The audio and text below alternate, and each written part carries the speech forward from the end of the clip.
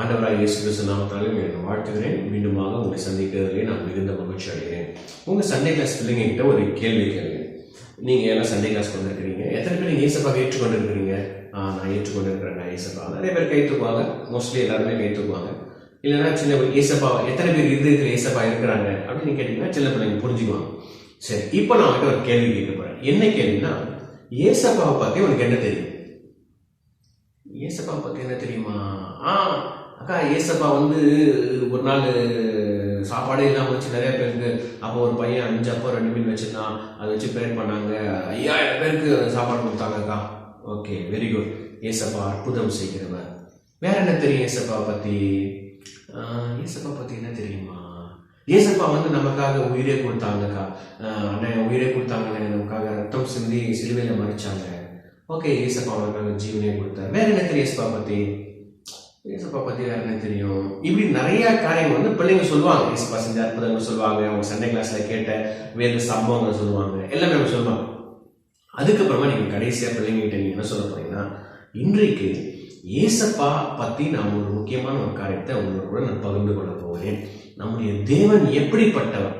அவர் அன்புள்ளவர், இரக்கமுள்ளவர், கிருபை உள்ளவர், பாவங்களை மன்னிக்கிறவர், நேசிக்கிறவர், எல்லாமே கரெக்டு தான். அதை விட முக்கியமான ஒரு காரியம் என்னன்னு சொன்னா, அவர் சர்வ வல்லமை உள்ள தேவன். சர்வ வல்லமை உள்ள தேவனா அப்படின்னா என்ன? ஒண்ணுமே புரியலையே. அப்படின்னா என்னன்னு சொன்னா, அவரால் முடியாது அப்படின்ற காரியம் எதுவுமே கிடையாது. சரி, செத்த மனுஷனே அவரால் எழுப்ப முடியும். நீங்க சொன்னீங்க லாசரு உயிரோடு இருக்கிறார். காற்றையும் கடலையும் இயற்கையை அவர் அதட்ட முடியும், அவருக்கு கீழ்ப்படியும். ஆமா, உண்மைதான். அவர் குருடனா இருந்த மனிதனை அவரால் சுகப்படுத்த முடியும், கண் பார்வை கொடுக்க முடியும். செத்து போன இப்ப லாசரை பத்தி, செத்து போன மனிதர்களை உயிரோடு எழுப்ப முடியும். அவரால் செய்ய முடியாது அப்படின்னு இந்த உலகத்துல எதுவுமே கிடையாது. அவ்வளவு பவர்ஃபுல்லான தெய்வம் அப்படின்ற காரியத்தை பிள்ளைங்களுக்கு நம்ம இந்த சண்டே கிளாஸ் லெசன் மூலமா நம்ம சொல்லி தரப்போம். என்ன லெசன் அப்படின்னு சொன்னா, இங்கே பாருங்க பிள்ளைங்களா, அண்ணன் கையில ஒரு ஷீட் வச்சிருக்கிறேன். இது வந்து நான் உங்களுக்கு இந்த இதில் ஸ்க்ரீனில் நான் போடுறேன், வச்சிருக்கு தெரியல உங்களுக்கு, ஓகேங்களா? இதில் வந்து என்னன்னா நிறைய கோடு தெரியுதா உங்களுக்கு? ஓகே, இப்போ கொஞ்சம் கிளியராக தெரியுது. கோடு தெரியுது. இதில் நீங்கள் பார்த்தீங்கன்னா இந்த இடத்துல இந்த கோடெல்லாம் இந்த கிராஸ் மாதிரி இருக்குல்ல, இன்டூ மார்க் மாதிரி இருக்குல்ல, அந்த இன்டூ மார்க் மாதிரி இருக்கிற இடத்துல நடுவில் ஒரு புள்ளி இருக்கு, தெரியுதா? இதுல போட்டிருக்கு, there are 12 black dots at the intersections in this image. Your brain won't let you see them all at once. என்னடா இது ஒண்ணுமே புரியலையே அப்படின்னு நீங்க நினைக்கலாம். பாருங்க, இந்த இடத்துல இது இந்த இன்டூ மார்க் மாதிரி இருக்கு பாத்தீங்களா? அந்த இடங்கள்ல இன்டர்செக்ஷன் ஆகுது பாருங்க. இந்த எல்லா கோடுமே சேருகின்ற ஒரு இடம் இருக்கு. அந்த எல்லா கோடுமே சேருகின்ற இடத்துல ஒரு 12 புள்ளிகள் இருக்கு. இப்ப நீங்க பிள்ளைங்க கிட்ட என்ன சொல்ல போறீங்கன்னா, இதை வந்து நீங்க கட் பண்ணி எடுத்துக்கலாம். இது மட்டும் தான் நமக்கு தேவை. ஏன்னா இதுனா 12 எழுதி 12 பிளாக் டாட்ஸ், பசங்க 12 பிளாக் டாட்ஸ் சொல்லிடுவாங்க. இல்ல நீங்க என்ன பண்ணலாம், 12 புள்ளி இருக்கு. ஆனா இந்த கேம் என்னன்னா, அந்த 12 புள்ளியையும் ஒரே நேரத்துல உன்னால பார்க்க முடியுதா? நீ பாரு. யாரால பார்க்க முடியுது நீங்க சொல்லுங்க. 12 புள்ளியும் ஒரே நேரத்துல பார்க்க முடியுதா? நீங்க இது பிரிண்ட் அவுட் எடுத்து நீங்க பாருங்க. இந்த புள்ளி நீங்க தூரத்துல இருந்து நீங்க காட்டீங்கன்னா, பிள்ளைங்களுக்கு இப்ப சண்டே கிளாஸ்ல உட்காந்துருக்காங்கன்னா தூரத்துல இருந்து அவனுக்கு ஒரே ஒரு புள்ளி தான் தெரியும், மேக்சிமம் 2 புள்ளி. ஆனா இதுல நான் உங்களுக்கு காட்டுறேன் பாருங்க, எத்தனை புள்ளி இருக்குதுன்னு நான் கவுண்ட் பண்றேன்.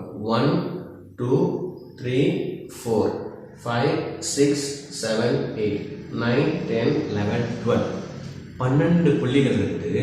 ஆனா அதை நீங்க கவனிச்சு நீங்க பாத்தீங்கன்னா, ஒரு புள்ளி நீங்க பாத்தீங்கன்னா நீங்க பக்கத்துல இருக்கிற புள்ளியை மட்டும்தான் பார்க்க முடியுமே தவிர வேற எந்த புள்ளியும் நீங்க பார்க்க உங்க கண்ணுக்கு தெரியாது. அப்படியா? ட்ரை பண்ணி பாருங்களேன். ஒரே நேரத்தில் 12 புள்ளியும் உங்களால பார்க்க முடியுதா? நீங்க ட்ரை பண்ணி பாருங்க. முடியவே முடியாது. எப்படி பிரதர்? எனக்கே தெரியல, ஆனா முடியாது. 12 புள்ளியையும் ஒரே நேரத்துல நம்ம பார்க்க முடியாது. இது ஒரு இல்லூஷன், ஓகேங்களா?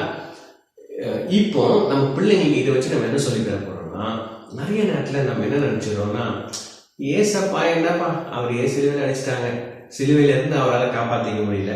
அவர் என்ன பெரிய வல்லமை உள்ளவர் யோசித்து பாருங்க. நிறைய பேர் கேட்பாங்க, கடவுள் பெரிய வல்லமை உள்ளவர் சொல்றீங்க, அப்பயே அவரை பிடிச்சிட்டு போய் சிலுவையில் அறையும் போது அவரு அந்த வல்லமையை காண்பிக்க வேண்டியதானே, அவர் சிலுவையிலிருந்து இறங்கி வர வேண்டியதானே, அவரை கொல்ல வந்தவங்க ஏதாவது பண்ண வேண்டியதானே, அப்ப அவர்கிட்ட பவர் இல்லையா, அவர் ஏன் மனுஷங்கிட்ட அடி வாங்கி செத்தாரு அப்படின்னு சில பேர் கேள்வி கேட்பாங்க. அப்போ நம்ம அவங்களுக்கு என்ன பதில் சொல்லணும்னா, பாருங்க, இயேசப்பா இந்த உலகத்துக்கு வந்ததான நோக்கம் என்னன்னு தெரியுமா? அவர் வெறும் குருடங்களை கண் பார்வையை கொடுக்கறதுக்காக அவர் வரல. செத்து போனவங்களை உயிரோட எழுப்புறதுக்காக மட்டும் இயேசப்பா வரல.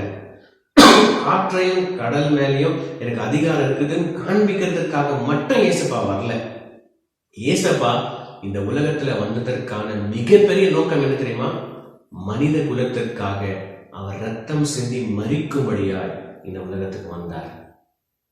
தம்பி தங்கச்சி, இங்க பாருங்க, இயேசப்பா என்னவோ சாதாரண மனுஷன் கிடையாது. அவர் சர்வ வல்லமை உள்ள தேவன். அவர் நினைச்சிருந்தாருன்னா ஒரே நிமிஷத்துல இந்த உலகத்தையே அழிக்க முடியும் அவரால.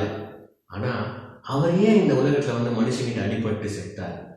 3ஆம் நாள் உயிரோடு கூட இருந்தாரு. உன்னையும் என்னையும் காப்பாற்றுறதுக்காக தான் தம்பி தங்கச்சி. பாரு, மனுஷன் செஞ்ச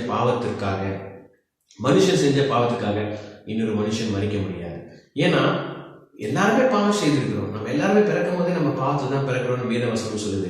ஆனா மனுஷனுடைய இப்ப எல்லாருமே நம்ம பாவம் செஞ்சிருக்கிறோம்னா நம்ம செத்து போனா எங்க போனோம்? நம்முடைய ஆத்மா எங்க போகும்? நரகத்துக்கு தான் போகும். ஆனா அந்த நரகத்துக்கு போகாதபடிக்கு நம்மளை காப்பாற்றி பரலோகத்துக்கு கூட்டிட்டு போகணும்னா நமக்காக ஒரு பலி செலுத்தப்பட வேண்டும். நமக்காக ஒருத்தர் ரத்தம் சிந்தி மறிக்கணும். அவர் யாரா இருக்கணும்? குற்றமே செய்யாதவராகணும், பாவமே செய்யாதவராகணும்.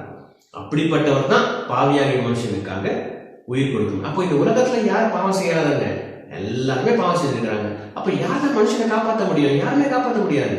அதனால தேவன் பார்த்தாரு, அவருடைய திட்டத்தின்படி அவருடைய சொந்த குமாரனே, அவருடைய மகனே இந்த உலகத்துக்கு அனுப்பினாரு. அவர் பாவம் இல்லாதவராய் பிறந்தார். இயேசு பாவம் இல்லாதவரை வாழ்ந்தார், பாவம் இல்லாதவராய் மரித்தார். அந்த குற்றமற்ற ரத்தம், நம்முடைய ரத்தத்துல தான் பாவம் இருக்குது. நீ நானும் பாவம் செஞ்சிருக்கணும் தம்பி தங்கச்சி. ஆனா ஏசப்பாவுடைய ரத்தத்துல 1% கூட பாவம் கிடையாது. அந்த ரத்தம் தான் உன்னையும் என்னையும் காப்பாற்றி பரலோகத்துக்கு கொண்டு போக முடியும். ஏசப்பா எவ்வளவு பெரிய அன்புள்ளவர் பார்த்தியா? எவ்வளவு பெரிய அன்புள்ளவர் பார்த்தியா? அது நம்ம கவுண்ட் பண்ணவே முடியாது. பார்க்கறதுக்கு ஏதாவது குற்றம் கண்டுபிடிக்கலாம். பைபிள்ல இருந்து நிறைய பேர் வருவாங்க என்கிட்ட, பைபிள் அப்படி சொல்லியிருக்கிறது இப்படி சொல்லி குற்றம் கண்டுபிடிக்கிறதுக்காகவே.